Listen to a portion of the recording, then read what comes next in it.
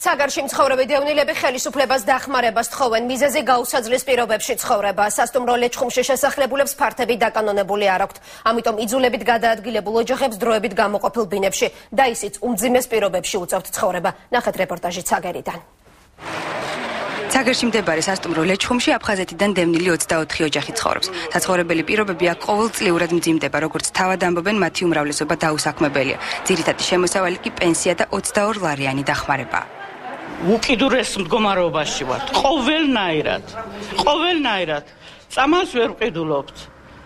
ახლა პური ხო ხედავთ, რამხელაზე 55 ლარი. პური. რამდენი უნდა ვიყიდოთ, რაით თავი უნდა ვირჩინოთ და რამდენი გვიჭირს ჩვენ? ეს კაცმა არ იცის, არ ვიცი. ერთი ვინმე შემოსულიყო და ენახა ჩვენი მდგომარეობა და ჩვენი ცხოვრება, რომ რა დღეში ვართ. არაფერი, მარტო პენსია, მეტი არაფერი არ მაქვს. ისიც იყო 110 ლარი და ახლა დიამატა 15 ლარი და 125 ლარი არის.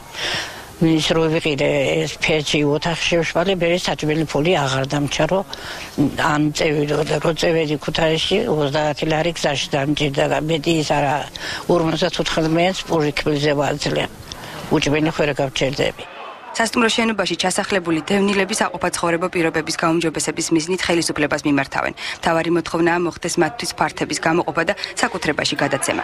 ან აგვიშენონ და ან რაცხა ქუთაისი იქნება, წყალტუბო იქნება, ბათუმი იქნება, მოგვეცეს საკუთრებაში რამე, რომ ნორმალური ცხოვრება რომ მოგვეცეს ჩვენ. ამას თხოვ ჩვენ მთავრობას.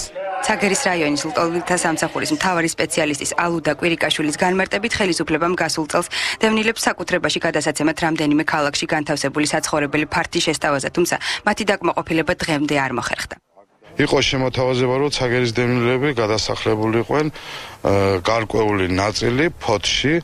ამისათვის გამგეობას ვთხოვეთ გამოყვეს საწვავი, ვთხოვეთ რაფის მწვრთნელს ჩაიყვანა დევნილები, ნახეს ადგილზე რა მდგომარეობა იყო, როგორი ბინები შენდებოდათ, მოეწონათ დაწერეს განცხადებები და რატომღაც სამინისტრომ არ დააკმაყოფილა.